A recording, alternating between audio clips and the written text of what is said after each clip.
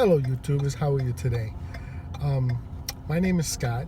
I am your driver, Scott, and I'm going to be making a bunch of YouTube videos.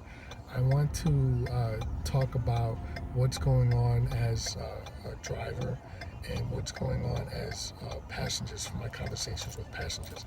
The reason I started this is because I was giving somebody a ride and they were enjoying the conversation so much that they said that I should write a blog. And I thought that was a pretty good idea. My problem was is that I don't really have time to sit down and write a blog. So I figured, let me just sit here and I'll just talk, just like I was talking with that couple. So anyway, I started with Uber back in March of 2017, and I liked it so much I added Lyft, and I went full time with it. So far it's been pretty good. I like the job. I like all the people that I meet and all that good stuff. I get a lot of questions, and one of the questions that I get a lot is, what's my craziest passenger story? And I have to tell you, I don't get a whole lot of crazy passenger stories. Most of my passengers are really cool people. And once in a while you have something wacky. And, people are asking me about drunk drivers and stuff like that. I'll tell you what I do. I drive in the morning. I have two shifts. They're 2 5-hour shifts. And, it changes. Sometimes it's 5 hours, sometimes it's not. I drive 5 in the morning, and I drive until about 10 a.m. And then I take a break, and I come back at 5 p.m. and drive until about 10 p.m. And what happens is I end up in the morning taking a lot of people to work and to the airport. Some people I'm taking home from work, and then I'm taking in the afternoon I'm taking people home from work. I'm taking people to work, still taking people to the airport. I'm taking people out to dinner. I'm taking people home from dinner, but I'm taking people to the clubs. I'm not so much bringing people home from the clubs. So as a result of that, I don't get a lot of the drivers who are toasted. And I don't have a lot of crazy stories about that. But I do have drunk passengers, so I want to tell you my craziest story that I've had.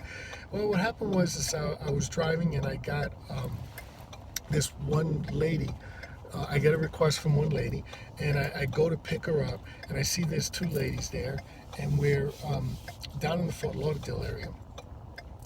And I dropped this person off. I go to pick the person up, and what happens is they tell me, sorry, I'm in a spot where I may get asked to move, so that's the reason why you see me looking around so much, and why I'm so distracted, because I'm keeping an eye on, if anyone's going to come up to me and tell me to move. Anyway, I was I go to pick this people up, and I see two ladies standing there, and they're saying goodbye to each other. And it quickly occurs to me that the one who called the Uber was not the one I was driving. The one I was driving was toasted, very toasted. She was gone. And I pick her up, I take her to the car. At first I'm telling her, you have to put your seatbelt on because you're driving in the front seat. And she puts the seatbelt on, and then she kind of like crunches all the way down in the seat, to the point where if I did make her stop, the seatbelt wouldn't have done anything. She would just go right underneath the seatbelt. So anyway, she starts to kind of pass out. It's like every time I made a turn, she's like flopping around back and forth like this. And at one point, she tells me to take Bayview, and we're like nowhere near Bayview. I'm like, I don't know where she thinks she is. And I said, I'm just gonna go ahead and follow the navigation system, all right? She goes, okay. And then we're coming up to where Sunrise goes north on US 1. Anyone who knows South Florida kind of knows that area, if you know Broward. And she's telling me, oh, you're supposed to go over there. And she's pointing southwest, and we're supposed to go northeast. And I said, oh, but it says you live up this way. She goes, oh, no, it's okay. So anyway, we stop at a light, and I could kind of feel her staring at me. And she says, we're at the light. She says, you're awesome. And And I turned and I looked at her, I said, thank you. And she says, shut up.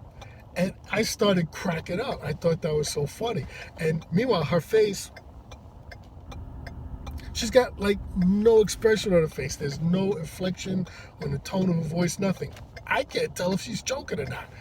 So anyway, I take her over to, I take her up to her place, and when I drop her off, she reaches over and gives me a hug for some strange reason. And then I said, all right, have a great night. And she's getting out of the car, and she's reaching down for her shoes and everything. And she goes, don't tell me how to live my life. And again, it's like no inflection on a tone, no expression, but I'm laughing anyway. I thought it was pretty funny. And she says goodbye, and she slams the door. She says thank you, goodbye, slams the door, she leaves. And I'm thinking to myself, the reason why she did that was because she had, she had like she has like these canned responses when somebody says to her, have a nice day. She says, don't tell me how to live my life, and it's like her canned response. She says it all the time, and but she normally says it with some kind of inflection.